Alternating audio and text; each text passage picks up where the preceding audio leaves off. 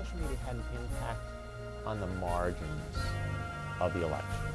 I don't know that ultimately it made the difference between Barack Obama winning a second term or losing his bid for re-election, but it's clear that campaigns, the most sophisticated campaigns, are certainly using social media more and more. They're migrating onto Facebook. They're using email a lot more. And what they're trying to do is they're adding that to what they already do. For instance, so it wasn't as if the Obama campaign stopped running television ads and focused solely on social media. They ran a ton of television ads all across the country, in all the battleground states, including New Hampshire. But they added on to that technology, including social media, that allowed them to do what we could call micro-targeting. That is, trying to reach out to individual voters in local communities and basically treating the whole national election as if it was a series of local elections. And so what they were able to do was basically figure out, using the demographic characteristics of individual voters, what it would take to move them toward the president and away from Mitt Romney. And I think that was what changed in 2012. Not that one type of media replaced another, but that the Obama campaign was able to use social media, including email and so forth, in a much more sophisticated way than they were able to do just 4 years ago.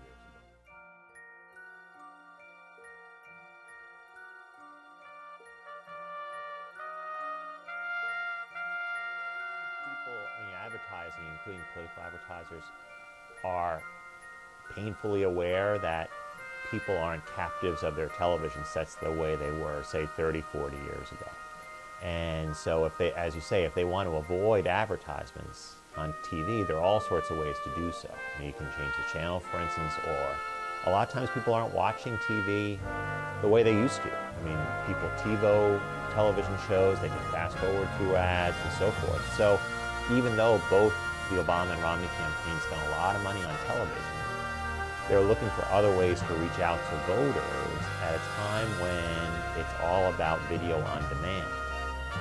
So the social networks, I think one question that's still up in the air is how well people can reach out and advertise on places like Facebook. For all the potential of Facebook, for all the potential of Twitter, I don't know how much penetration you get in terms of advertising a message via those particular outlets. So I think you see with newspapers, for example, right? Print ads are declining precipitously, but digital ads aren't necessarily filling the gap.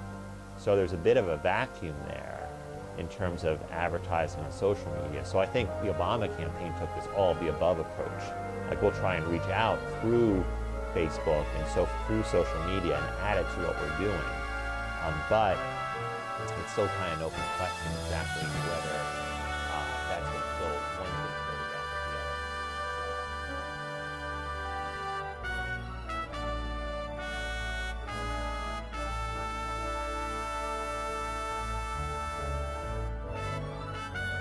other. No, I don't think it would have been different. I think political scientists look at elections, and campaigns do matter, it's true, but a lot more matters on things like the state of the economy.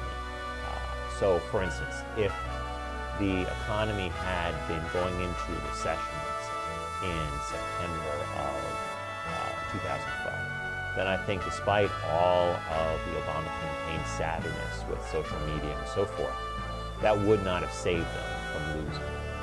But on the margins, again, I think in terms of reaching out to young voters, the Obama campaign did a good job of that. And because a prevailing story in the weeks before the election was that young voters aren't going to turn out for Obama the way they did 4 years ago. Young voters are disillusioned. Obama's no longer this novelty in American politics, this familiar face and so forth. But the young vote did turn out. You saw that at UNH. I remember on election day there was this very disciplined organization in place that was ready to get out the vote. And they used some kind of time-honored techniques, you know, like chalk on the sidewalks and signs and that sort of thing. But they were ready to go. So, I mean, certainly there was a plan in place to get young voters out, and that helped the president. I mean, you want to, in a campaign, you know, the old adage is, you know, 50%, 75% of what you do, you're not sure it's going to help, but you want to do all of those things in the hope that something will help.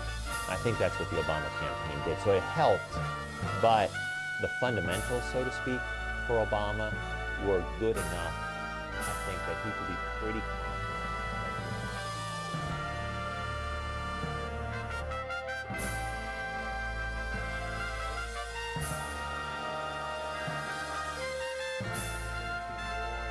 I think we're finding a place where social scientists and campaign professionals are working on the same sorts of problems. And the problem they're trying to figure out is how social networks actually work. Because for a long time, political scientists knew there were such things as social networks, you know, friends, colleagues, etc. There was this web of relationships, but there was no way to study it. Now there is with Facebook. Now you can actually see in real time someone's social network development. And campaign professionals see the same thing. We always knew that friends and colleagues affect how you vote.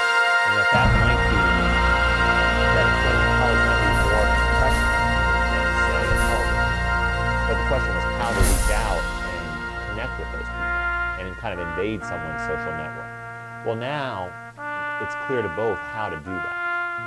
Or at least it's clearer than it once was, because now the networks are there for everyone to see. And so I think in 2016 and forward, you're going to see more and more integration of social media into campaigns as they find that old